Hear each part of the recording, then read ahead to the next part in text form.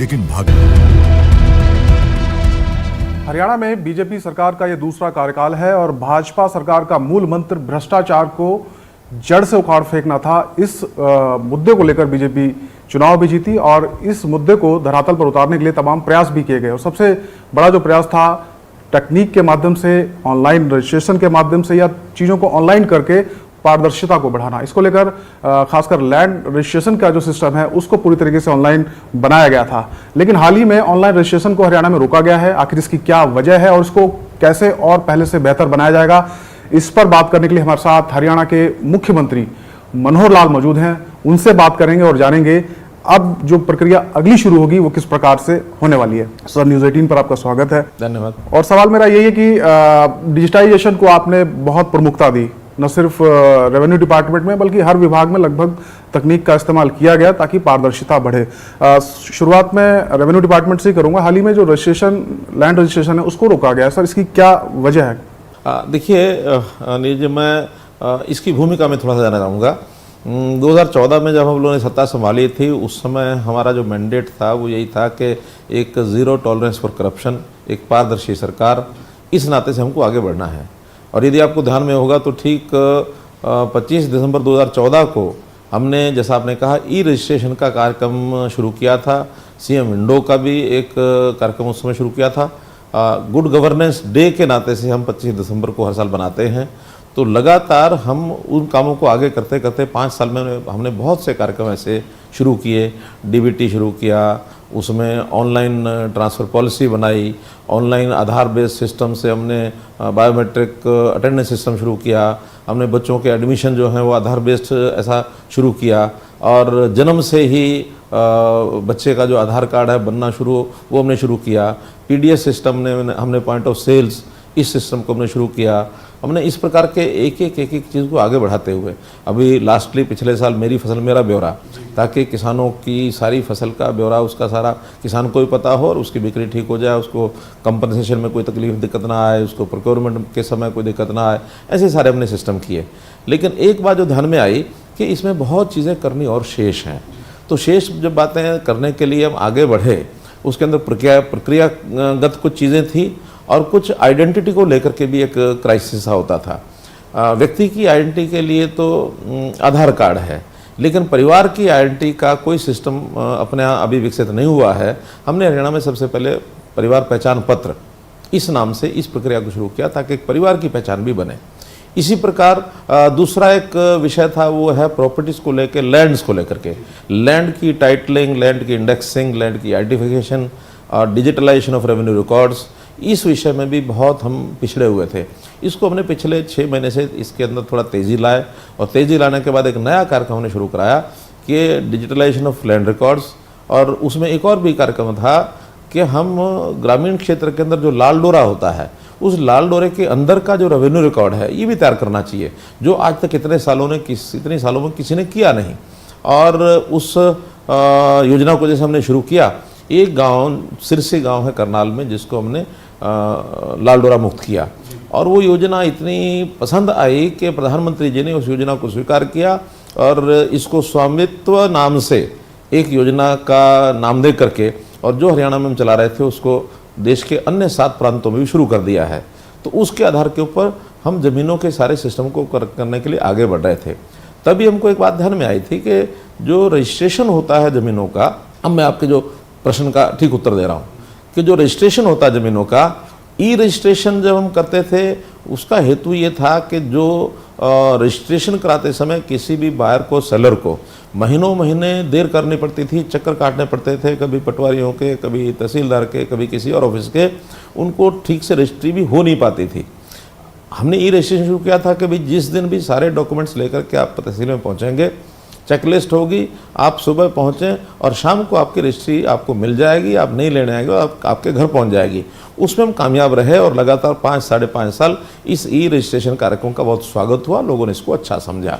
लेकिन ज़मीन की रजिस्ट्रेशन में एक पहलू दूसरा होता है कि विभिन्न प्रकार की जो योजनाएं बनती हैं, ज़मीनों के प्रकार उसमें बदलते हैं, चाहे टाउन एंड कंट्री प्लानिंग उसकी प्लानिंग करता है, चाहे HSVP उसके नाते से प्लाटिंग करके और ज़मीनों को रेजिडेंशियल में, कमर्शियल में बेचते हैं, HSIDC इंडस्ट्रियल में बेचती है, टाउन कंट्री प्लानिंग की अपनी योजना होती है और ज़मीनों के विवाद बहुत से होते हैं। तो ज़मीन के बारे में टोटल जो इन्फॉर्मेशन है किसी एक जगह उपलब्ध नहीं होती थी।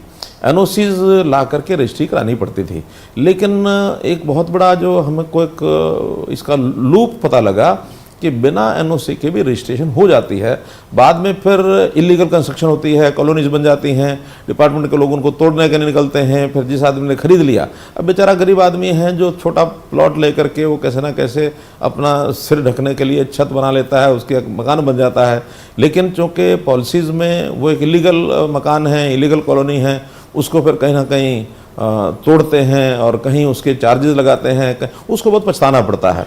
आखिर इस लूप होल को कैसे बंद किया जाए, इसमें से नया कार्यक्रम हमने चलाया कि जितने संबंधित डिपार्टमेंट्स हैं उन सब डिपार्टमेंट्स का डाटा ऑनलाइन एक जगह मर्ज होकर के और उस ज़मीन का नेचर क्या है जो खरीदी बेची जा रही है, इसकी जानकारी एक ही जगह मिलनी चाहिए। और वो किसी के हाथ में मैनुअल तरीके से नहीं। अभी तो मैनुअल तरीके से लोग एनओसी लाते हैं, कोई देता है, कोई सच्चा देता है, झूठा देता है, नहीं देता है, फिर उसकी चेकिंग नहीं होती है। और जब चेकिंग होती है तब तक बहुत पानी बह चुका होता है, मकान बन चुके होते हैं। अब उसकी रजिस्ट्रेशन जो है वो इलीगल हो ही ना पाए, इसलिए उस सारे सिस्टम को हमने बहुत सोच समझ करके, जो आईटी के हमारे एक्सपर्ट हैं, सभी विभागों का कार्यक्रम उन्होंने प्राय तैयार कर लिया है। उसमें टाउन कंट्री प्लानिंग भी है, उसमें रेवेन्यू है, उसमें अर्बन लोकल बॉडीज़ है, उसमें एचएसबीपी है, उसमें पुलिस का भी जो केसेस होते हैं, कई बार एफआईआर हो जाती है तो विवाद पड़ते हैं, वो विवाद भी उसमें आते हैं। जो कोर्ट्स में ज़मीन के बारे में लिटिगेशन होती है वो सारी ज़मीनों का रिकॉर्ड भी उसमें आएगा। ऐसे सब का मिला करके एक फुल प्रूफ सिस्टम बनाने का हमारा प्रयत्न है। लेकिन ये अलग अलग विभाग चलते हुए सिस्टम में कर नहीं पा रहे थे, इसके लिए सब लोगों ने, किसी ने 5 दिन, किसी ने 7 दिन, किसी ने 10 दिन मांगे, ताकि सारे सिस्टम को, उस प्रोग्राम्स को वो एक जगह कोऑर्डिनेट करें और उसको इंटीग्रेट करें। तो उस इंटीग्रेशन के लिए 15 दिन का समय हमको ज़रूरत थी, जो हमने 22 जुलाई को ये रजिस्ट्रियाँ बंद कर दी थी, एकदम बिना किसी को बताए ऑल ऑफ ए सडन बंद करनी पड़ी, ताकि अगर पहले पता लगता तो उसका भी कोई ना कोई दुरुपयोग कर सकता है। 22 जुलाई को बंद की थी और मुझे लगता है 15 दिन 7 अगस्त तक हम उस सारे सिस्टम को ठीक करके और दोबारा से रजिस्ट्रियों को खोलेंगे। इस बीच में जो शिकायतें हमारे पास थी, उन शिकायतों के आधार पर हमने उसकी इंक्वायरी कराई और इंक्वायरी कराने के बाद जो गलतियाँ थी कुछ तहसीलों में वो प्रकट हो गई, मिल गई, और उसकी रिपोर्ट आने के बाद हमने 7 तहसीलदार, नायब तहसीलदार, इनको सस्पेंड किया है, उनके खिलाफ एफआईआर करने के लिए हमने कह दिया है। और बाकी तहसीलों में भी इस प्रकार की इंक्वायरी होगी और इंक्वायरी होने के बाद जो भी इसमें दोषी पाया जाएगा उसको दंडित किया जाएगा। हम किसी भी कीमत पर, किसी भी लेवल पर कोई भ्रष्टाचार की बात हमको पता लगती है उसको हम सहन नहीं करेंगे। वो चाहे पिछली सरकारों के समय हुआ हो, चाहे हमारी सरकार के समय हुआ हो। आखिर तो सिस्टम्स को ठीक करना ये सरकार का काम है।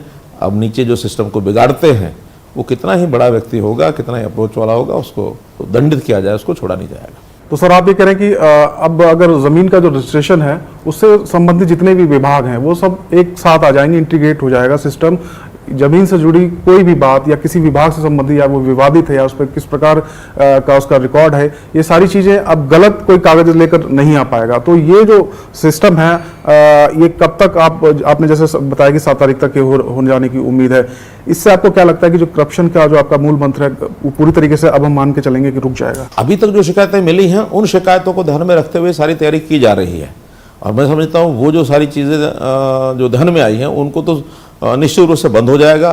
किसी डिपार्टमेंट में अगर कोई तैयारी 7 तारीख तक कमी रह भी पाएगी तो उसको निश्चित रूप से हम थोड़ा दिन कि अगर छूट भी देनी है तो मैनुअल करने की छूट मिलेगी। लेकिन जितने दिन तक उसकी तैयारी नहीं हो पाती है उतने ही दिन, कोई मानो 10 दिन चाहता है, कोई 1 महीना चाहता है, तो लेकिन उसके ऊपर सारे के ऊपर नज़र होगी। अगर किसी को डिपार्टमेंट को 1 महीने मैनुअल अगर एनओसी या मैनुअल कोई सर्टिफिकेट देने की बात आएगी भी सही, तो वो फिर फुल प्रूफ सिस्टम रहेगा, उसकी नज़र रहेगी इस विभाग की। और जैसे ही उनका कार्यक्रम, उनका जो प्रोग्राम है, उनका जो सॉफ्टवेयर है, ये सारा तैयार होगा तो उसके साथ फुली इंटीग्रेट कर दिया जाएगा।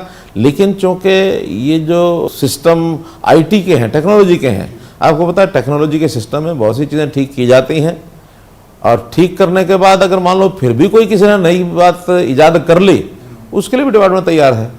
ये नहीं चलेगा कि कोई गड़बड़ कोई करता चला जाएगा और उसका ध्यान नहीं आ सकेगा। और ये जो मामला सामने आया ये कुछ ऐसा ही था कि आपने ऑनलाइन सिस्टम शुरू किया, ई रजिस्ट्रेशन शुरू किया, वो प्रोसेस तो ठीक था, टाइम बाउंड तरीके से सर्विसेज भी लोगों को मिल रही थी, लेकिन कुछ अधिकारियों ने, अलग अलग विभागों ने नया तरीका निकाल लिया। तो ये शिकायतें सर किस हद तक आपको मिली हैं और कहाँ कहाँ से, गुड़गांव के अलावा भी कहीं से शिकायतें इस प्रकार? इलीगल कॉलोनीज की शिकायत तो प्राय सभी शहरों से है, क्योंकि एग्रीकल्चर लैंड के ऊपर कोई भी जाकर ज़मीन खरीद लेता है, वहाँ उसकी रजिस्ट्री हो जाती है, वो अपना मकान बनाता है, या इंडस्ट्रियल एरिया है वहाँ वो रेजिडेंशियल कर रहा है, रेजिडेंशियल एरिया है उसमें कमर्शियल कर रहा है। ये प्रकारांतर से डेवलपमेंट जो होती है इसको हम इलीगल कहते हैं, कंस्ट्रक्शन इलीगल डेवलपमेंट। तो इलीगल डेवलपमेंट ना हो, जो प्लान्ड तरीके से चीज़ें चल रही हैं उस प्लान्ड तरीके से हम आगे बढ़ सकें, ताकि आगे अब 21वीं शताब्दी में जो चीज़ें हैं वो साफ़ सुथरी बढ़िया बने, प्लान्ड शहर बने, प्लान्ड गांव बने, प्लान्ड तरीके से काम हो, व्यवस्थित काम हो, किसी को कोई दुविधा ना हो। आखिर लोगों के भविष्य के लिए, एक सुंदर भविष्य के लिए ये सब हम कर रहे हैं। आज दुनिया पता नहीं कहाँ पहुँच गई है और हम अभी बहुत पीछे हैं। क्यों हैं कि नियम कायदे कानून का जो हमको ध्यान रखना चाहिए वो उतना अब नहीं रख पाते हैं।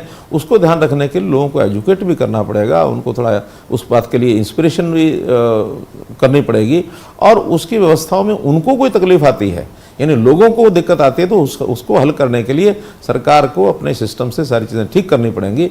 ये हमारा काम है। जैसे मुझे याद है उद्योग विभाग में आपने एक छत के नीचे सारी सुविधाएं देने की बात कही थी, उसमें डीम्ड एनओसी का भी प्रावधान रखा गया था, यानी कि तय समय में कोई अगर एनओसी नहीं मिलती तो डीम्ड एनओसी वो मानी जाएगी।